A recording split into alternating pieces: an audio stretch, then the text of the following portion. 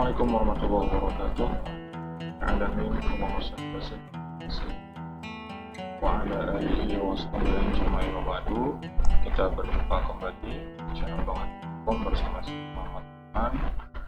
Di video kali ini kita bahas tentang hak cipta. Saya terutama di bidang IT banyak bersinggungan juga dengan software harus kita perhatikan hak cipta dari software itu ya. Nah, sebetulnya materi tentang ini sudah pernah saya bahas webinar yang berjudul pemanfaatan aplikasi open source untuk penunjang pendidikan dan profesi ya.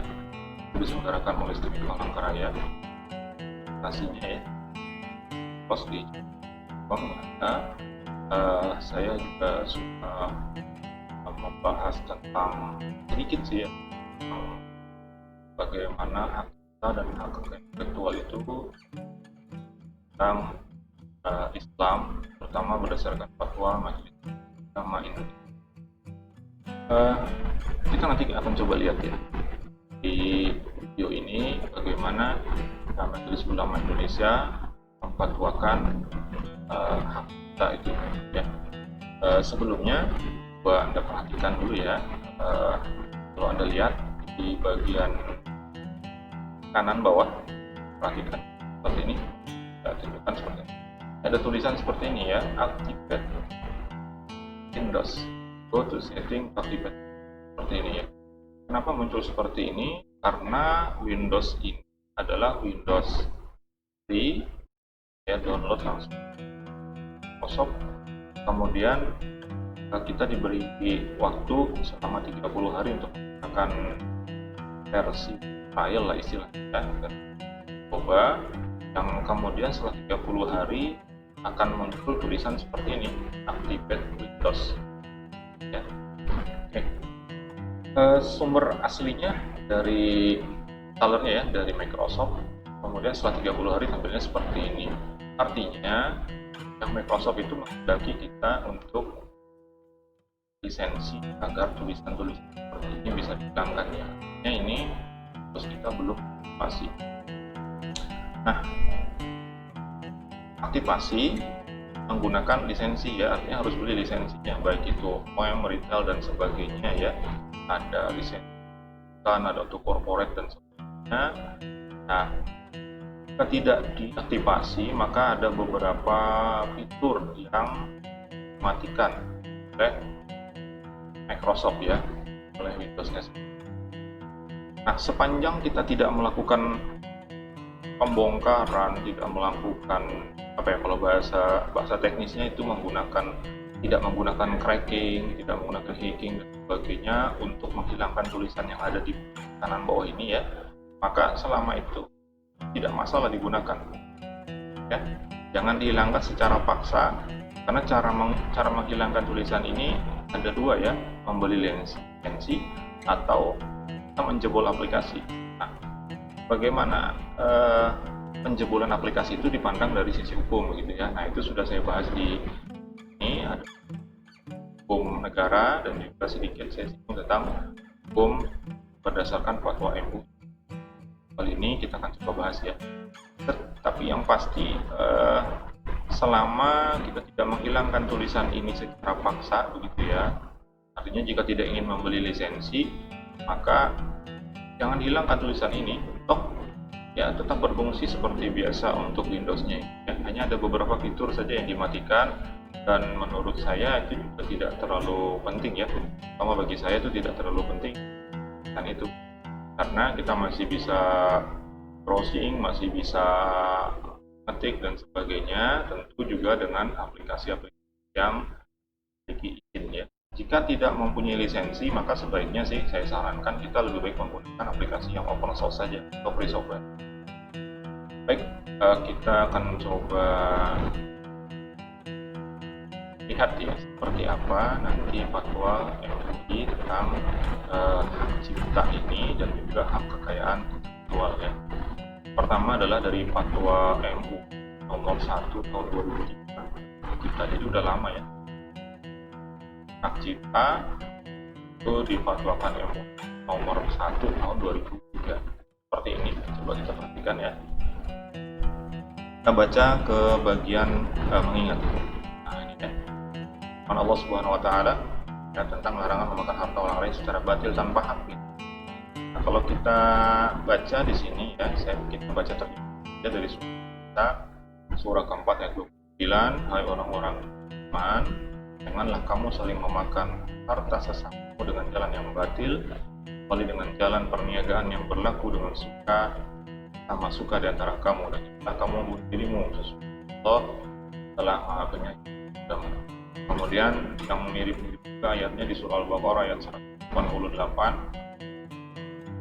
Nah, kemudian ini ya, kan surah Asy-Syu'ara surah ke-26 ayat 183, wala tabkhasun nasa asya'ahum wala ta'tsaw fil ardi. Dan janganlah kamu merugikan manusia pada hak-haknya, janganlah kamu merajalela di muka. Nah, saya lanjut saja ya. Ini ada hadis juga mengatakan bahwa barang siapa meninggalkan harta kekayaan, maka harta itu warisnya, dan barang siapa meninggalkan keluarga miskin akan kepadaku. Ini adalah bahwa harta itu menjadi ahli waris, ada hak gitu ya. Kemudian yang selanjutnya kita tidak bahas semuanya. Ini nih yang penting nih ya. Di riwayat Ahmad, Rasulullah SAW menyampaikan khutbah kepada kami. Sabdanya, ketahuilah, tidak halal bagi seseorang sedikit pun dari harta saudaranya kecuali dengan kerelaan hati dari saudaranya tadi. Kemudian berikutnya tentang larangan berbuat zalim seperti ini ya. Baca ya. Dan qawaid fikih ya, bahwa bahaya atau kerugian harus dihilangkan. Yang paling terkenal darul mafasid muqaddamun ala jalbil masalih, menghindarkan mafsadat tidak bukan atas. Ini yang paling terpenting dan berimbas kepada atau berefek kepada hasil selanjutnya ya, itu kuluma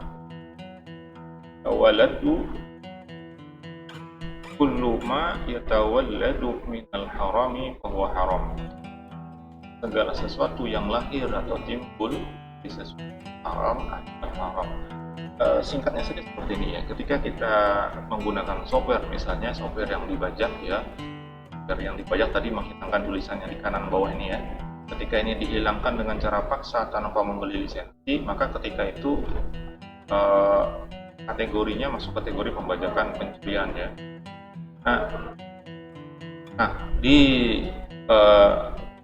qawaid di sini jelas ya, segala sesuatu yang lahir timbul dari sesuatu yang haram adalah haram. Nah, kita lihat di bawah ya, apakah melakukan pembajakan itu atau menggunakan crack, tidak disebutkan secara detail crack seperti itu ya, atau menjebol sistem misalnya, apakah itu langsung dikategorikan haram? Kita coba lihat ke fatwa MUI-nya ya. Ini juga ada menggunakan pendapat-pendapat para ulama ya tentang masalah hak cipta. Oke, saya langsung saja ke bagian keputusannya, yaitu yang pertama ketentuan hukumnya. Dalam hukum Islam, hak cipta dipandang sebagai salah satu hukuk maliyah ya, atau hak kekayaan yang mendapat perlindungan hukum sebagai mal, sebagai kekayaan ya, harta gitu. Nah, hak cipta yang mendapat perlindungan hukum Islam ya, sebagaimana dimaksud angka 1 ini tadi, adalah hak cipta atas ciptaan yang tidak bertentangan dengan hukum Islam, jelas itu ya, wajib. Nah, karena dia sebagai mal, sebagai kekayaan gitu ya, maka hak cipta dapat dijadikan objek untuk akad, baik itu jual beli misalnya dan sebagainya ya. Nah, termasuk pertukaran komersil maupun akad tabaruat atau tolong menolong ya, serta bisa juga nanti diwakafkan dan diwarisi. Ini berkaitan dengan hak cipta ya. Nah, setiap bentuk pelanggaran terhadap hak cipta, terutama pembajakan, di sini secara jelas ya, terutama pembajakan merupakan kezaliman yang hukumnya haram. Itu adalah konten atau isi dari keputusan Fatwa MUI nomor 1 tahun 2003 tentang hak cipta. Seperti ini ya. Nah, kemudian ditegaskan bahwa pembajakan adalah hukumnya haram. Kemudian dikaitkan dengan qawaid fikih tadi ya, bahwa sesuatu yang timbul dari yang haram hasilnya juga haram. Secara teks ya, secara teks maka bisa kita pahami bahwa misalnya nih kita bekerja menggunakan Windows bajakan, kemudian software yang lain nggak ada yang bajakan, misalnya katakanlah menggunakan software video editing atau foto editing atau menggunakan aplikasi pengolah vektor gitu ya, tapi yang bajakan, maka karena dihukumi tadi adalah bajakan haram ya, maka hasilnya ya, peroleh juga haram berdasarkan qawaid fikih tadi ya. Kemudian yang kedua, fatwa MUI tentang hak kekayaan intelektual ya, ini tahun 2005. Coba kita lihat. Nah, juga difatwakan serupa ya, hampir sama ya, bahwa kita baca ke bagian bawah ini mengingat sama dengan yang tadi ya, lebih kurang seperti itu, termasuk qawaid fikih juga. Nah, ada tambahan di sini ya, qawaid fikih ya, tidak boleh melakukan perbuatan hukum atas menggunakan hak milik orang lain tanpa seizin. Yang tadi kullu ma yatawalladu minal harami wa haraman ya, segala sesuatu yang lahir dan tertimbul dari sesuatu haram adalah haram juga. Nah, di sini kita lihat ke bagian ketetapannya ya. Ini yang dimaksud dengan hak kekayaan intelektual adalah kekayaan yang timbul dari hasil olah otak yang merupakan suatu produk atau proses berguna untuk manusia dan diakui oleh negara berdasarkan peraturan berlaku. Ada nilai ekonomis dari suatu perusahaan itu ya, maka di sini produk gitu ya, software itu termasuk produk ya. Dan kita lanjut ke bagian bawah. Nah, ini adalah HAKI yang dimaksud, HKI ya, hak kekayaan intelektual. Maksud fatwa ini meliputi ya, hak perlindungan varietas tanaman, hasil dagang, kemudian desain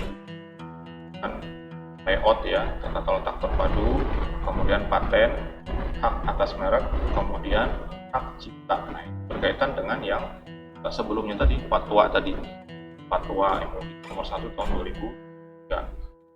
Nah, di sini yaitu hak eksklusif bagi pencipta atau penerima hak untuk mengembangkan atau memperbanyak ciptaannya.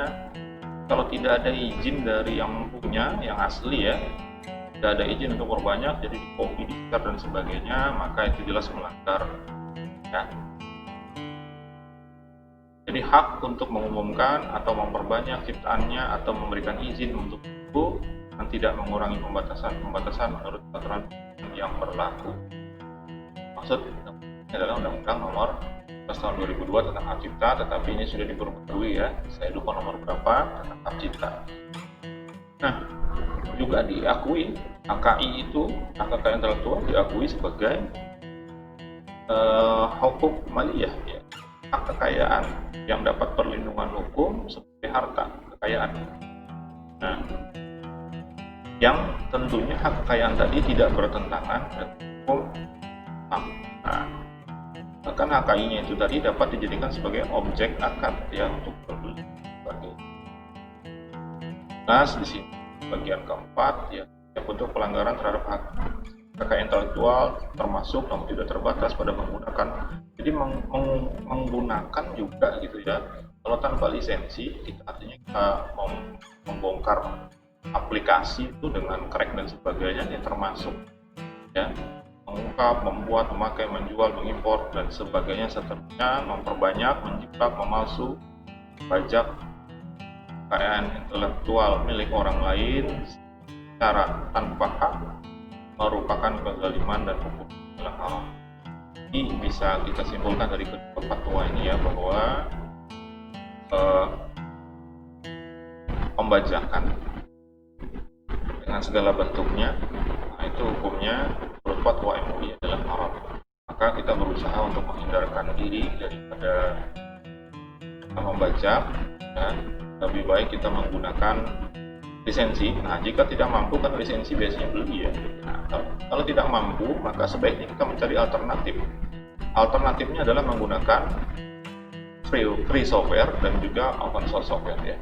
Nah, itu mudah-mudahan nanti kita bisa bahas di video selanjutnya tentang penggunaan free software dan open source software ya. Hanya saja saya ingatkan bagi kita yang punya aplikasi berbasis Windows nih ya, Windows, jika ada tulisan seperti ini dan kita tidak kanan bawah ini ya, tidak ada pidana misalnya untuk membeli lisensi, maka biarkan kita bisa gunakan ini bebas ya. Jadi jangan dihilangkan tanpa hak gitu, tanpa izin. Kalau menghilangkan ini caranya yang benar adalah menggunakan aktivasi yaitu lisensi. Jika tidak ingin maka mau tidak mau biarkan saja. Maka ini menjadi boleh digunakan karena ini tidak dikatakan bahwa kita wajib untuk membeli lisensi, begitu tidak ya. Hanya muncul tulisan seperti ini saja dan beberapa fitur tidak dapat difungsikan. Mudah-mudahan video ini bermanfaat untuk kita, jadi memberikan penjelasan. Khawatir juga kita terhadap misalnya salah satu kawaid tadi ya, segala sesuatu yang timbul dari yang haram maka hasil yang haram. Ini berbahaya ya. Ketika kita menggunakan produk bajakan yang itu haram, diharamkan, kita bekerja mendapatkan hasil maka hasil jadi haram berdasarkan kawaid. Memang pembahasan ini terbuka untuk diskusi ya. Nah, mudah-mudahan kita bisa berdiskusi. Silahkan tuliskan di kolom komentar. Lupa juga untuk menonton video yang lain di channel.com ya. Saya kira cukup untuk pembahasan di video ini. Video selanjutnya kita akan coba tunjukkan aplikasi-aplikasi pengganti dari software-software yang sudah umum digunakan, yang itu berbayar dan berlisensi. Nanti kita akan coba lihat aplikasi-aplikasi padanannya yang bisa kita peroleh secara gratis, bahkan kita kopikan, kita share kepada orang lain pun tidak ada masalah, yang tidak akan tersangkut hukum ya. Oke, mudah-mudahan bermanfaat dan Allah juga memberikan kita petunjuk kepada jalan yang diridhoinya. Kita bertemu lagi di video yang lain. Assalamualaikum warahmatullahi wabarakatuh.